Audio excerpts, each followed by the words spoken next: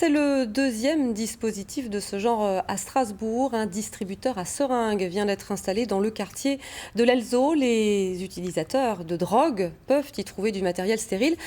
Pour les associations, l'idée n'est bien sûr pas d'inciter à la consommation de stupéfiants, mais de limiter les risques de contamination. Paul-Guillaume Hippo, Anne-Laure Marie. Une consigne, mais d'un autre genre. Le principe est simple, il suffit d'insérer une seringue usagée.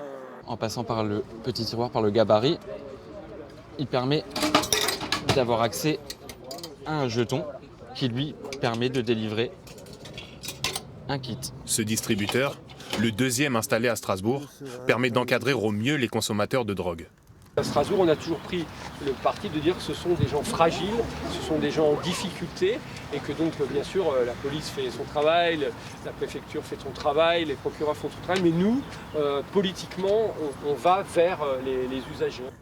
Le but, favoriser leur accès à un kit stérile et éviter que le matériel usagé ne finisse dans les rues. Un dispositif nécessaire aux yeux des associations qui ramassent de nombreuses seringues dans le quartier de l'Elzo. On s'est rendu compte que ça pouvait être efficace et que les gens avaient envie de laisser les lieux propres parce que c'était juste un manque d'accès au matériel nécessaire et aussi un peu de pédagogie derrière parce que voilà, d'eux-mêmes, ils ont envie de laisser les lieux propres. Depuis des années, la capitale alsacienne tente de prévenir et réduire les problèmes liés à l'addiction grâce à des dispositifs d'accompagnement. À l'image de la salle de consommation à moindre risque, ouverte en 2016 par la ville, elle héberge et accompagne 20 bénéficiaires. L'État fera un bilan de cette expérimentation dans 2 ans pour la pérenniser ou non.